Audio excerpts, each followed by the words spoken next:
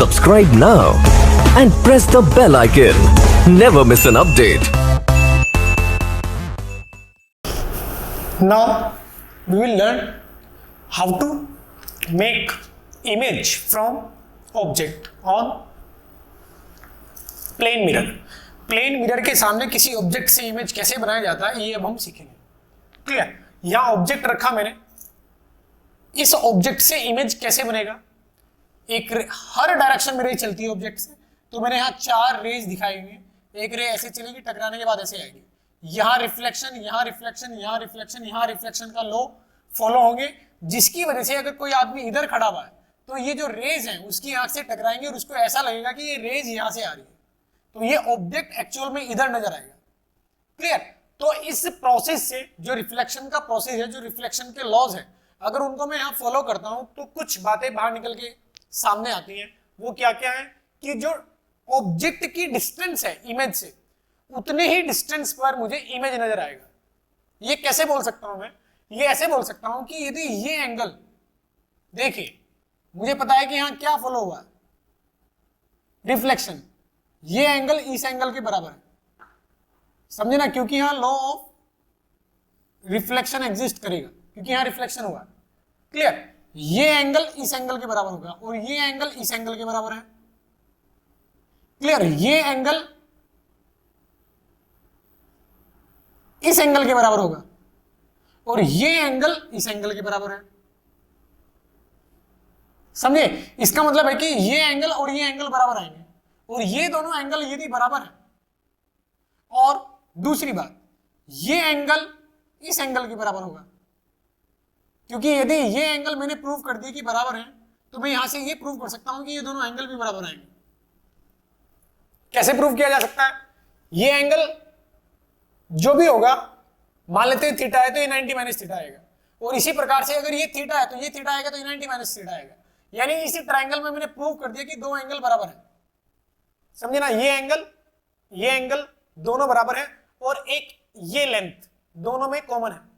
कौन की? P dash. यहां पॉइंट लेता हूं पी डैश।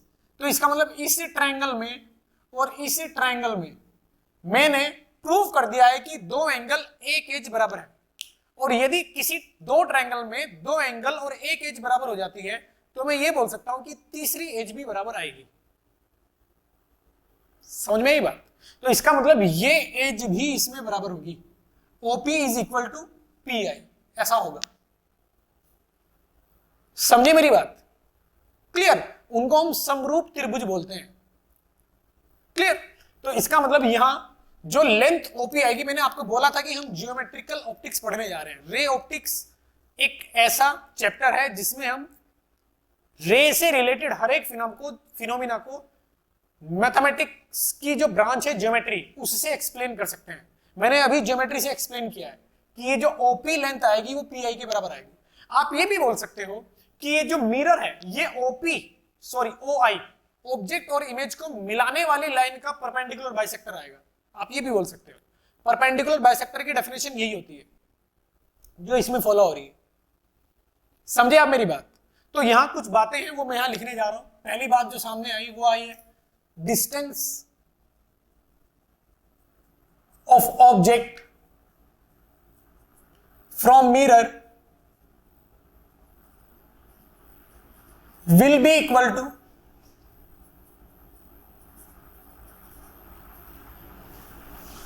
the distance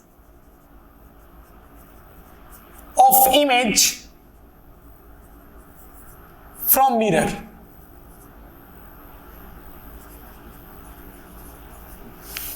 दूसरी बात, ये first point. Second point, every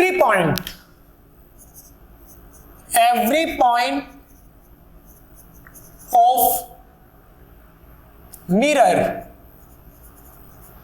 will be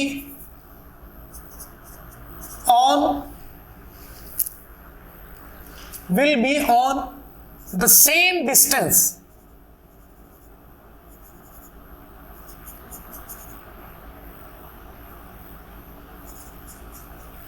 from object and image.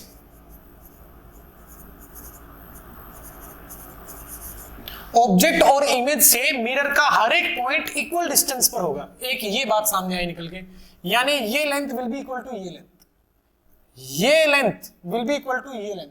कोई भी पॉइंट लो आप इस मिरर का, वो पॉइंट ऑब्जेक्ट और इमेज से सेम डिस्टेंस पर होगा। समझे क्या बोला मैंने? क्लियर? ये एक्चुअली प्रॉपर्टी होगी, ये प्रॉपर्टी होगी किसकी? परपेंडिकुलर बाइसेक्टर की प्रॉपर्टी होती है। तो हम यहां लिख सकते हैं mirror will be the perpendicular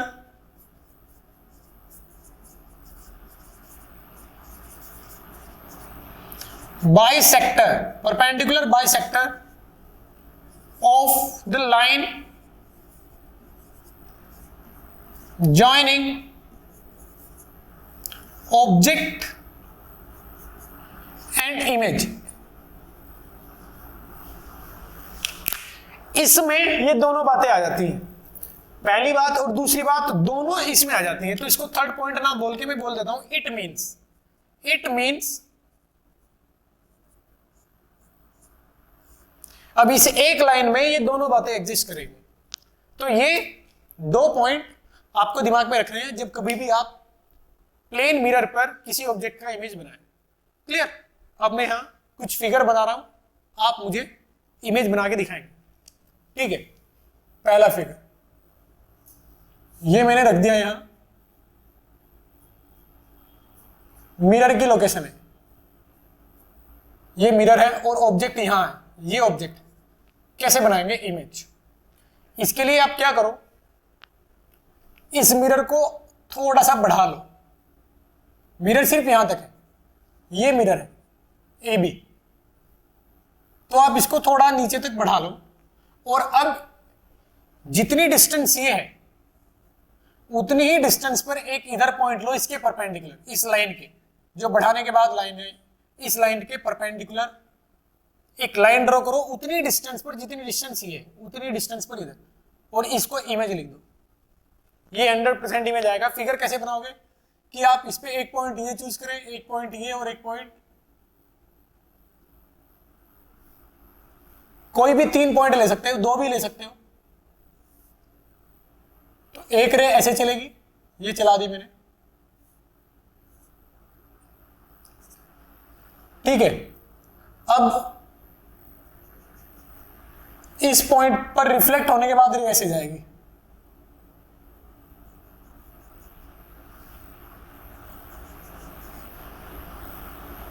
एक रे यहां से चल के इससे टकराएगी। कोशिश करना कि रे आप स्ट्रेट ड्रॉ करें। अब यहां से रिफ्लेक्ट के बाद ये रे ऐसे जाएगी, ऐसे ही एक रे यहां से चलेगी, ऐसे ये रिफ्लेक्शन के बाद ऐसे जाएगी। तो इस तरीके से ये इंसिडेंट रे हैं और ये रिफ्लेक्टेड रे हैं। इधर अगर कोई बंदा खड़ा होकर देखता है तो ऐसा लगेगा कि ये तीनों रेज यहां से आ रही है, इस पॉइंट से, ये इमेज बन जाएगा। तो इस तरीके से आप जो ये मिरर था, इस मिरर से आप इमेज का फॉर्मेशन कर सकते हैं। समझे? नेक्स्ट जो टॉपिक है हमारा वो आएगा फील्ड ऑफ व्यू, हिंदी में दृश्य क्षेत्र, इंग्लिश में फील्ड ऑफ व्यू। ये क्या होता है? फील्ड ऑफ व्यू की बात करते हैं। सेम इसी टाइप का फिगर बनेगा। फील्ड ऑफ व्यू समझने के लिए एक फिगर बनाना पड़ेगा मेरे को। ये मिरर है, यहां ऑब्जेक्ट रख दिया मैंने, यहां रखता हूं ऑब्जेक्ट, यहां ऑब्जेक्ट, ये ऑब्जेक्ट। क्लियर? मिरर सिर्फ इतना है। तो इसके लिए जब आप ड्रॉ करेंगे रे डायग्राम तो वो कुछ इस प्रकार से आएगा।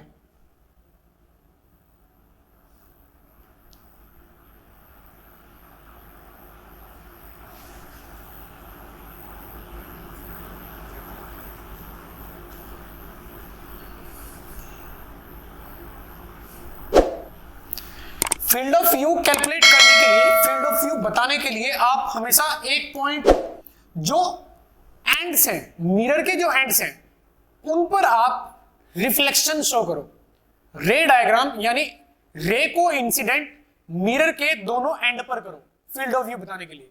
तो एक पॉइंट मैंने ये चूज किया और एक पॉइंट में ये चूज करता हूं, दोनों पॉइंट पर ही मैं इंसिडेंट कराऊंगा रे। मतलब रे तो बहुत सारी हैं लेकिन मैं उन दो रे को ही चूज करूंगा जो मिरर के एंड से टकरा रही है। समझे?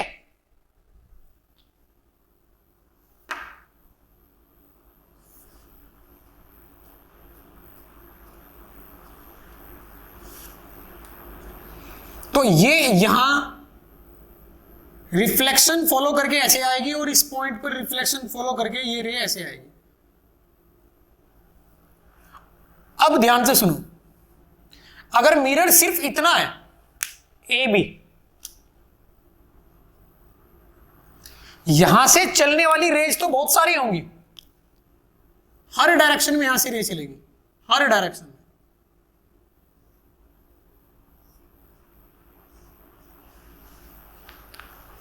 लेकिन जो इमेज का फॉर्मेशन कर रही है वो रेज सिर्फ इन दो लाइनों के बीच है, फर्स्ट रेज और सेकंड रेज। इसके बीच में जितनी भी रेज है वो सारी रेज इमेज का फॉर्मेशन करेंगी। ध्यान से देखो, ये लाइन, ये रे, ये रे, ये जितनी भी रेज हैं 1 और 2 के बीच में, ये सारी रेज इमेज का फॉर्मेशन करेंगे। इन 1 और 2 रेज के अलावा मतलब ऊपर और नीचे जो रेज है वो इमेज फॉर्मेशन नहीं करेंगे, क्योंकि वो रेज आगे चली जाएंगी और यहां कोई मिरर नहीं है, वो आगे चले जाएंगे, कोई रिफ्लेक्शन नहीं होगा। ये नीचे चले जाएंगे क्योंकि यहां कोई भी मिरर नहीं है, तो ये ऐसे आएंगी और आगे चली जाएंगी। रिफ्लेक्शन सिर्फ इन रेज की वजह से होगा जो इन दोनों के बीच में है। समझे ना? इन सभी रेज की वजह से जो यहां है। क्लियर? अब अगर आपको यहां खड़ा कर दिया जाए, यहां से आप देखते हैं, तो क्या आपकी आंख तक कोई रे आएगी? यहां कोई रे आएगी? नहीं आएगी। समझे? या आपको अगर यहां खड़ा कर दिया जाए तो रिफ्लेक्शन के बाद आपकी आंख तक कोई भी रे नहीं आएगी। अगर यहां और यहां है तो इसका मतलब अगर आप यहां खड़े हुए हैं या यहां खड़े हुए हैं तो आपको इमेज दिखाई नहीं देगा। लेकिन यदि आप यहां खड़े हुए हैं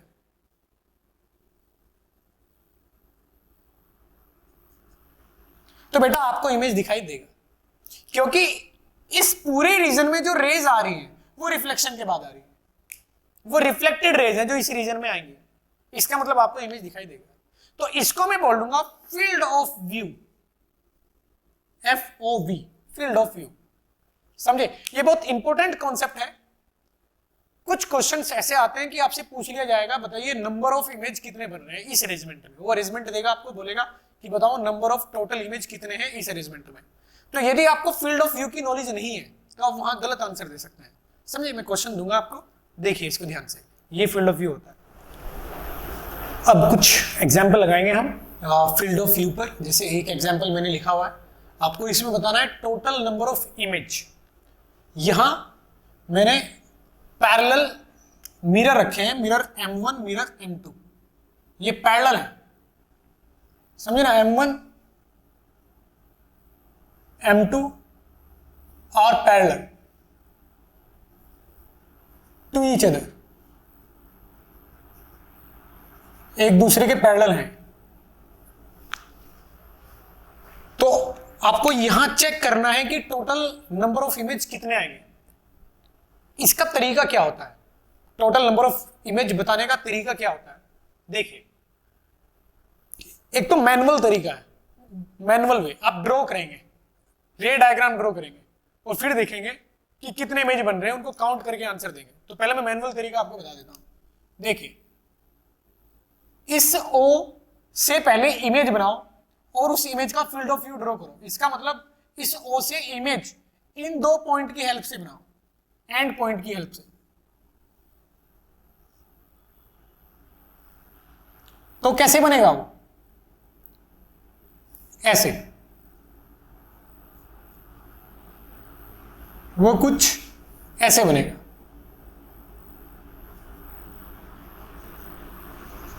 ये ऑब्जेक्ट है, ये इमेज होगा, और इमेज से आने वाली रे ऐसे हमें जाती हुई प्रतीत होगी, ऐसे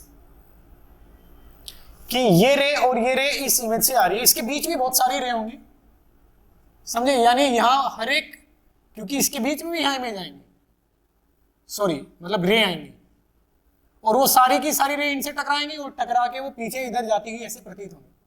कैसे? लो उसको भी मैं ड्रॉ कर ही देता हूं।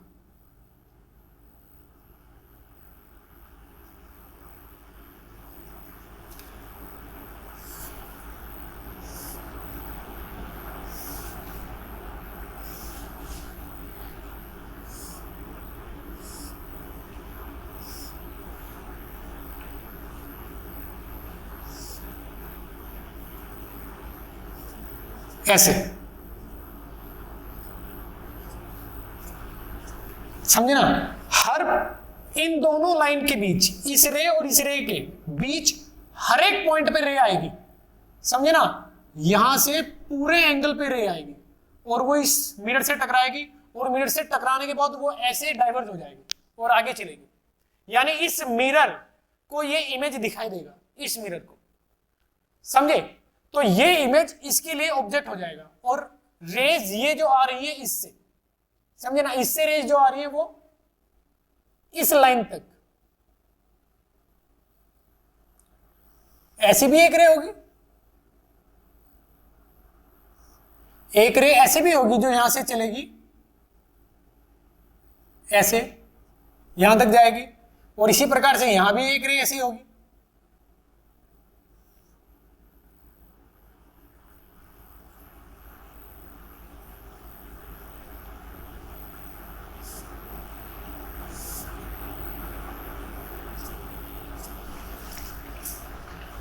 क्लियर? इसके बीच में, इन दोनों लाइन के बीच में, कौन कौन सी लाइन के? इन दोनों लाइन के बीच में हर एक रे जो इसके और इसके बीच में, वो हर एक रे इससे टकराएगी और फिर टकराने के बाद ऐसे वापस जाएगी। यानी इस इमेज का इतनी डिस्टेंस पर, ये डिस्टेंस मान लेता हूं d है,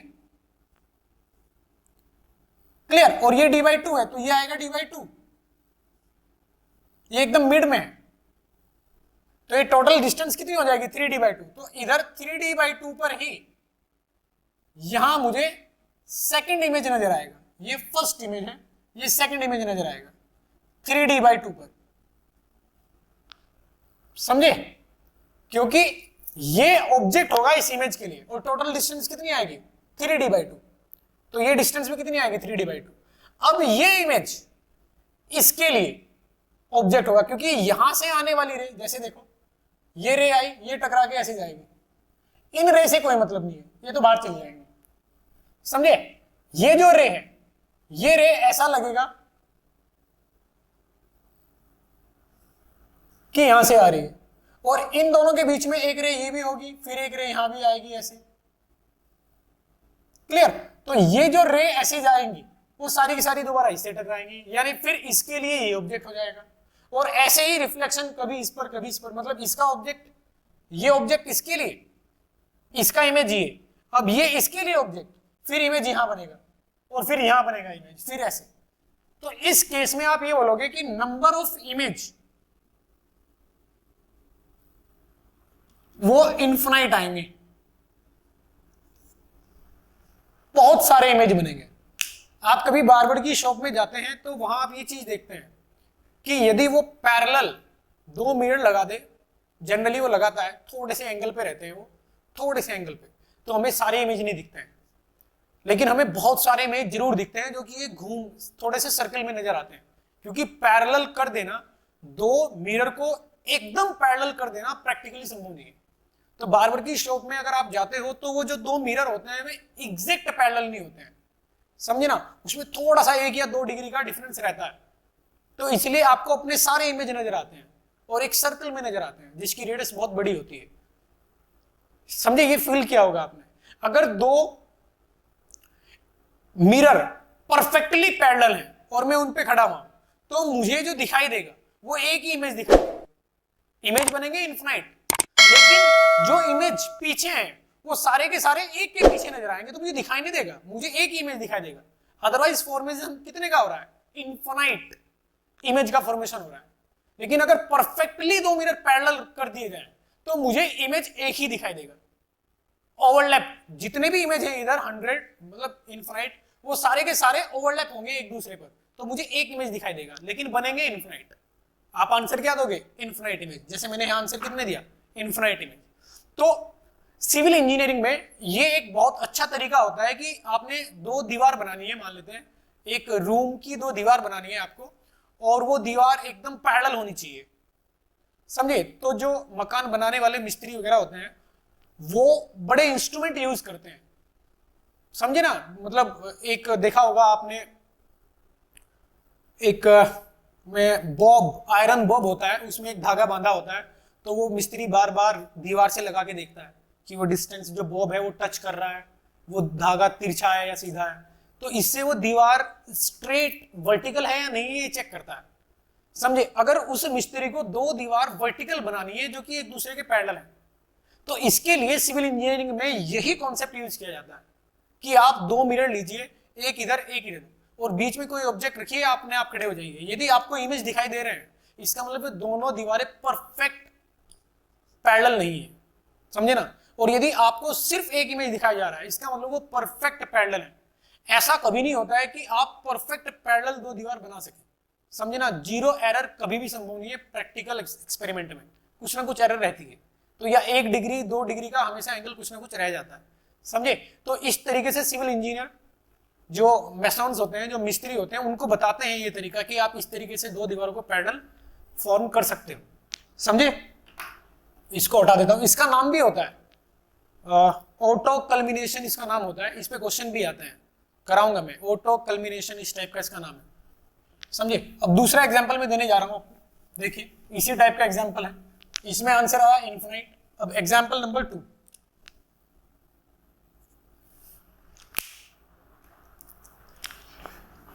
थोड़ा सा चेंज करता हूं,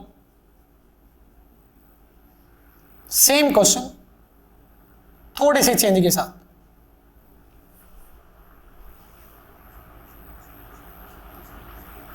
रे ऑप्टिक्स मजेदार चीज है, आसान चीज है, और इसका काफी अच्छा वेटेज रहता है, समझे ना। तो आपको इसमें मजा आना चाहिए। इसके ज्यादातर जो मैं बताऊंगा आपको फॉर्मूले हैं, अगर आप फॉर्मूले याद कर लोगे तो क्वेश्चन सॉल्व हो जाएंगे, समझे। कुछ बातें हैं छोटी छोटी जैसे इसमें पता चल रही है, उसका भी आप ध्यान रखेंगे। देखिए अब की बार मैंने ऑब्जेक्ट यहां रखा, ये ऑब्जेक्ट है, और ये जो ऑब्जेक्ट है ये मिलाने वाली लाइन पर है इन दोनों के एंड के। इन दोनों के एंड को अगर मैं मिलाऊं तो ये ऑब्जेक्ट उसी लाइन पे आता है,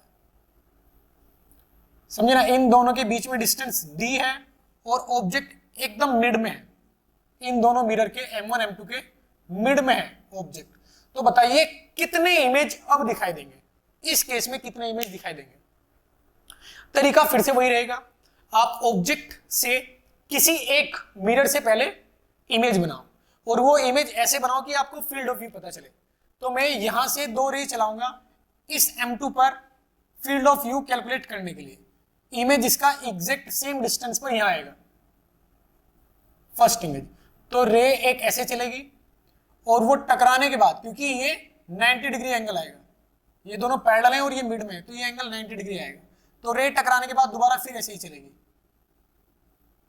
समझे ना। और दूसरी रे ऐसे आएगी इस पॉइंट पर, और वो रिफ्लेक्शन के बाद ऐसे नजर आएगी। थोड़ा सा गलत हुआ, इसको सही कर देता हूं।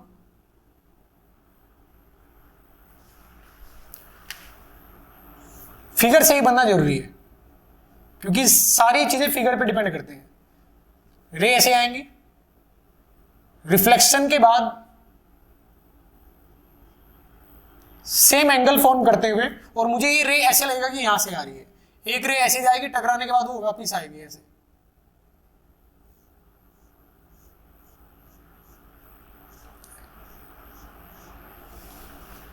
अब देखिए इस केस में यहां से आने वाली सारी की सारी रे, ये रेज इससे टकराएंगी, और इससे टकराने के बाद वो कैसे चलेंगी, इस रीजन में आएंगी, इस रीजन में। ये फील्ड ऑफ व्यू है। इसका मतलब ये इमेज इसके लिए ऑब्जेक्ट की तरह बिहेव करेगा, करेगा नहीं करेगा? इसके लिए ये इमेज ऑब्जेक्ट की तरह बिहेव करेगा और इसलिए ये मिरर इस इमेज का, अगर ये d है तो ये d/2 होगा, ये डिस्टेंस d है, तो आप बोलोगे कि ये इमेज इसके लिए ऑब्जेक्ट होगा। क्यों? क्योंकि इस इमेज के फील्ड ऑफ व्यू, ये फील्ड ऑफ व्यू है, समझे ना, यहां से आने वाली सारी रेज इस पॉइंट पे, इस पॉइंट पे, इस पॉइंट पे, इस पॉइंट पे, ये रिफ्लेक्ट होके ऐसे आएंगी और वो इससे टकराएंगे।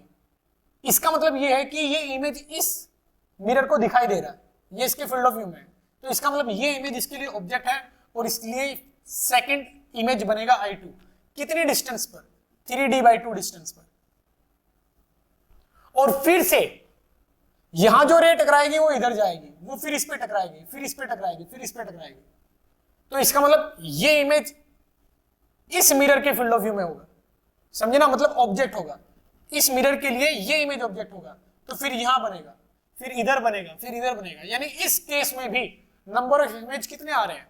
इनफिनाइट आ रहे हैं इस केस में भी, समझे। तो लिख देंगे आप कि नंबर ऑफ इमेज इस केस में इनफिनाइट है। अब नेक्स्ट थोड़ा सा फिर से चेंज कर देता हूं। इस बार चेंज क्या है? इस बार चेंज ये है कि मैंने मिरर यहां रख दिया।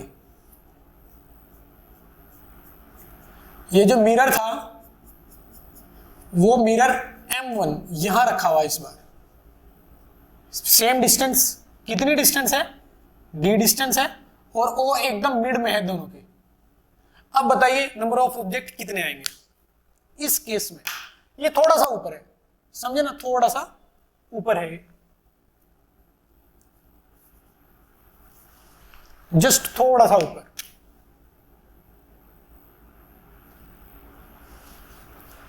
इस केस में आप बोलोगे कि ये मिरर इस इमेज के फील्ड ऑफ व्यू में नहीं है, ऊपर है।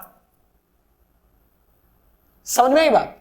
तो इस ऑब्जेक्ट का एक इमेज इधर बनेगा और इसी प्रकार से इस ऑब्जेक्ट का एक इमेज ये बनाएगा, क्योंकि इसके व्यू में तो है ऑब्जेक्ट से रे हर डायरेक्शन में चलती है, तो इधर भी चलेगी रे ऐसे, तो इस पॉइंट को मिलाते हुए एक रे जाएगी ऐसे।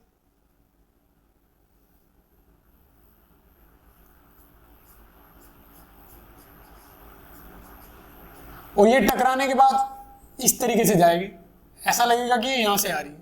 तो पहला इमेज इस ऑब्जेक्ट का M1 बनाएगा और दूसरा इमेज M2 बनाएगा, और ये इमेज इसके लिए ऑब्जेक्ट नहीं होगा और ये इमेज इसके लिए ऑब्जेक्ट नहीं होगा, क्योंकि यहां से आने वाली रे जो इस मिरर पे टकराएगी ऐसे, वो टकराने के बाद इस मिरर से नहीं टकराएगी।